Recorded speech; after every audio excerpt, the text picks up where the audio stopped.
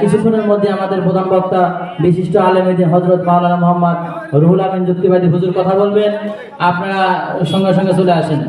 আব্দুল্লাহ একটু সালাম বলো। হ্যাঁ, এই আপনারা যারা সাইডে আছেন সবাই একটু চেপে চেপে বসে আসেন।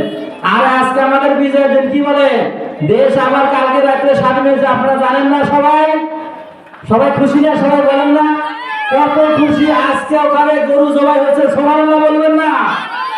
এই জন্য আজকে আমরা এখান থেকে তাকবীর দিব।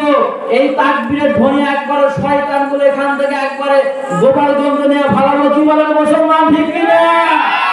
কোন শয়তানের বাংলার জমিনে থাকবে না ইনশাআল্লাহ। এই জন্য সবাই জোরে সোরে একটু তাকবীর হবে। লিল্লাহি তাকবীর, আল্লাহু আকবার, নারে তাকবীর, আল্লাহু আকবার। এই আল কোরআনের আলো, এই হাদিসের আলো, এই কোরআন সুন্নাহ যেখানে,